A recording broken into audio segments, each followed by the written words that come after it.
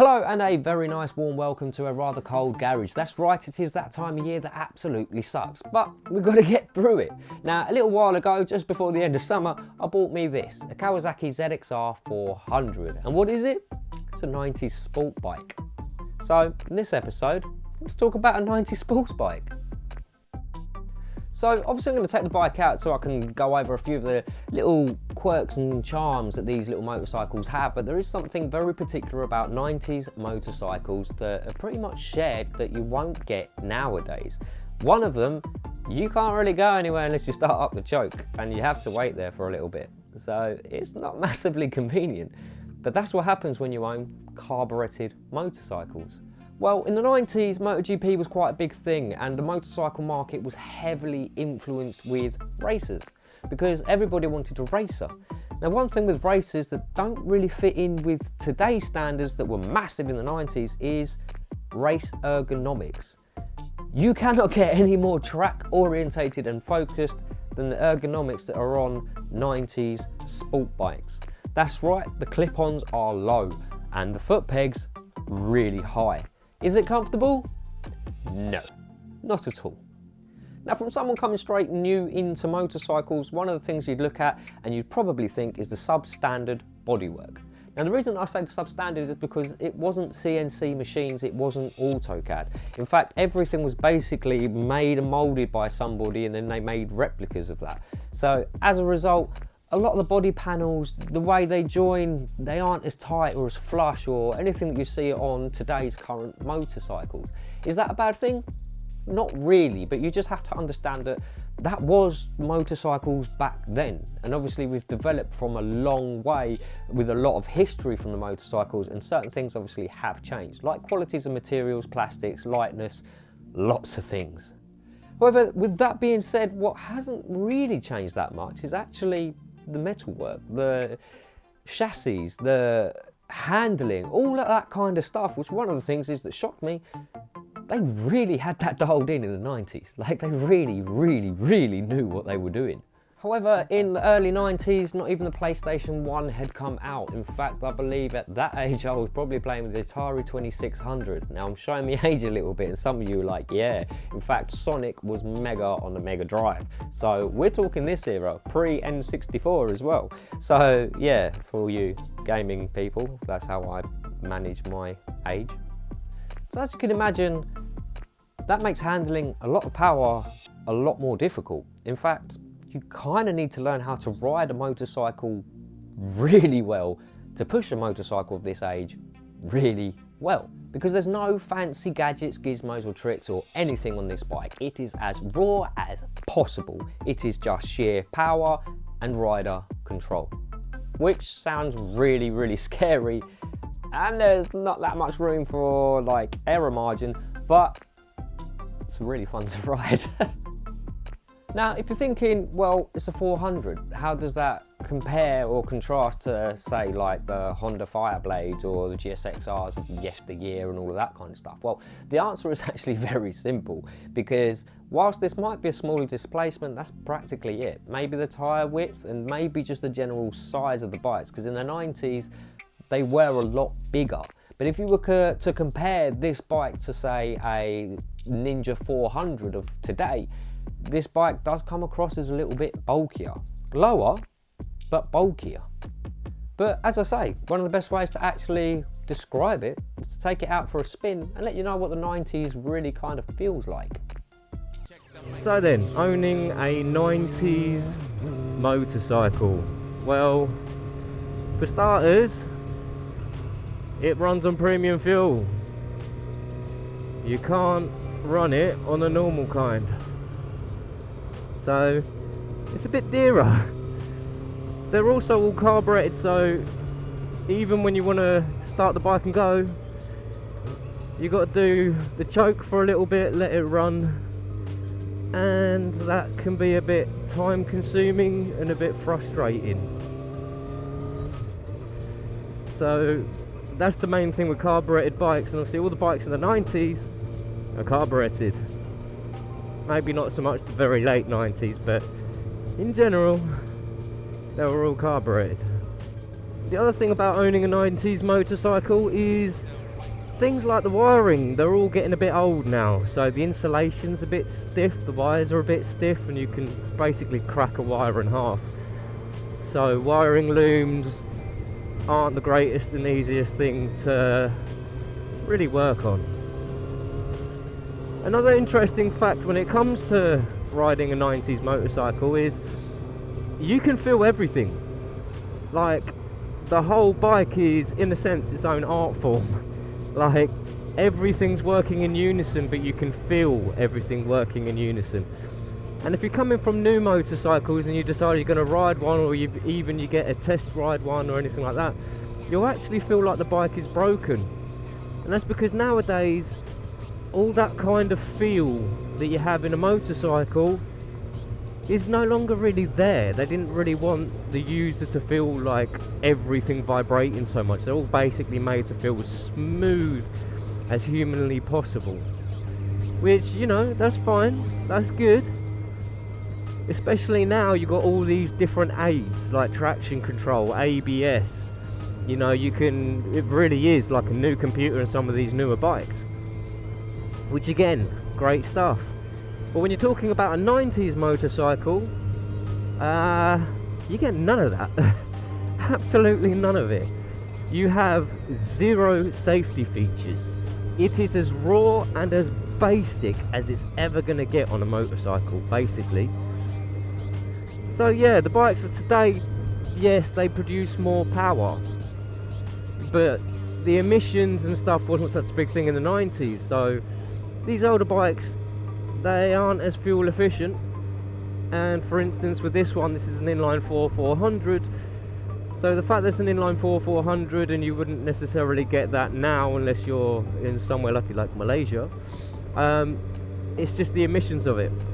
So yeah, in the 90s they made little baby screamers, and this is one of them. They are becoming a bit rare, they're not often seen. Or it could be that a lot of people haven't seen them, but at the same time, they haven't seen one since they've owned one. So in general, an older classic bike like this, because this is a 1992, so it's nearly 30 years old, an older classic bike does gain attention, especially at a meet. It is a bit of an icebreaker. You do get a lot of older boys going, oh wow, I haven't seen one of them in years, or I used to own one, it was such and such colour. But in general, even then, youngsters go, what the hell is that? And that's a nice little feeling when you can turn around to them and be like, oh well, this one, I mean in my case, it's the ZXR 400. And half of these youngsters didn't even know these things existed, so that is actually quite a nice little touch. Now, one of the surprising things that I actually found when ending up owning a 90s bike was just how much of the fundamental basics were so dialed in and nailed when it came to the motorcycle industry. Like, this thing is an absolute hoot to ride. Like, okay, I've got no ABS, no traction control. I mean, Jesus, you are riding right on the edge of basically self-competency, because you kind of have to have the self-discipline, and if I panic and grab the front brake, I'm washing out. There is no safety features on this. But that again is a testament to the 90s, because in the 90s, I mean, even though MotoGP is big now, in the 90s it was like bigger than Formula 1 in most countries. In fact, in some places, MotoGP still is bigger than Formula 1. But in the 90s they run the 2-stroke 500cc, so making a little 4-stroke inline 4, they were mainly for the roads, because 4-stroke's a bit more reliable. But the way that they got the 4-strokes to be really powerful was to basically make them rev super high. So for instance, this 90s motorcycle revs all the way up to 14,000 RPM before I have to shift. But it is pretty much gutless at anything under 8. So that kind of stuff really shows you that in the 90s the sports bikes were basically the thing that everybody wanted, as when now people are going for a bit more of comfort and economy and lower fuel consumption sort of style. But in the 90s, fuel was cheap. Because even I remember the 90s, and fuel was cheap, 75p a litre or even less.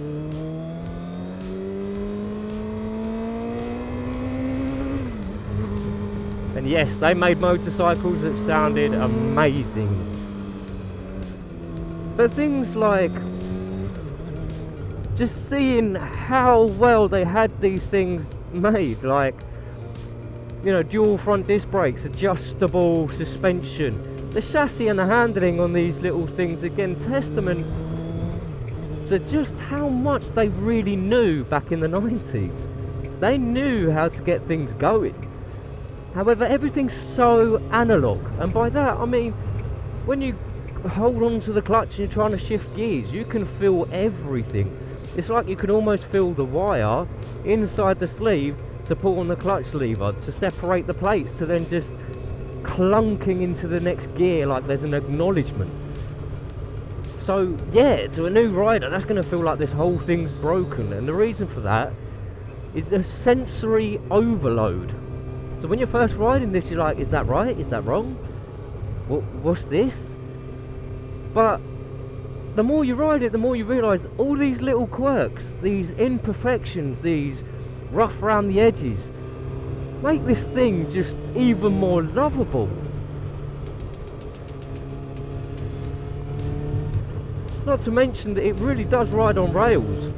It's just if you ever get to the point that it's a little bit unforgiving, it will be very unforgiving. Another thing with the 90s style motorcycle is that everything was pretty much more simplistic. You didn't have 1,000,001 tech gadgets that are all electronical. I mean, my Zontes is literally cut out and there's something wrong with the ignition. Now, I need a computer just to find out what is wrong with it. As where with these motorcycles, you kind of know, or you know the whereabouts of what is wrong, because logic and simplicity is the key and fundamentals of what these bikes are. It's just simplistic. Now with the Zontes, the other thing that I actually found is it is not made to be taken apart. As well with the ZXR, I've had this thing apart loads, which is another thing about owning a 90s bike in basically the 2020s. Everything is a little bit worn and knackered. Unless it's been a full project restoration, everything's a little bit worn and knackered. So be prepared to rack your brains and find things, because I've had to get a new front brake calipers. My regulator melted on me, and I had an arc in one of the little bulbs, the speedo light that was blowing one of my fuses. I'm also trying to find a bit more information on these bikes and what they're really like. But mate, once these things are going, they're an absolute hoot. The rawest form of motorcycle, just brilliant. But yeah, just these things, they're, I mean, it's beautiful. Yeah, it's a little bit tatty around the edges, but that's what it's all about, you know. Just means I can go around to tidying it up a bit. But yeah, just, you will have fun owning one of these, but you will also be in the garage. You will be in the garage tinkering, fixing, cursing, swearing. Like, yeah. But you will grow to love this motorcycle like you can't imagine. Is it comfortable? Fuck no. Is it fun? Massively. And that's one of the reasons that I absolutely love it. The only little downside to it is you gotta find the one that's got super unleaded, like this one. Now, another thing with the motorcycle from the 90s, which you're about to see, is I'm having to put and change this odometer. And the reason for that, I have no fuel gauge. I just know that the bike will do about 140 miles before I should be dry, And that's if I ride it conservatively. But the bike is a baby screamer. Woo! Tyres are a bit cold and it's wet and slippery because that back just slipped. But yeah, another thing with the 90s bikes,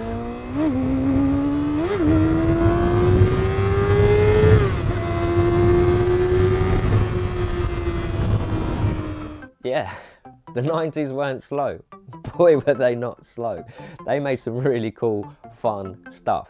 But owning and riding and having a 90s motorcycle is definitely more of a labour of love, because certain things do go wrong and they are very hard to source some parts, and when some things do go wrong they can also be very expensive.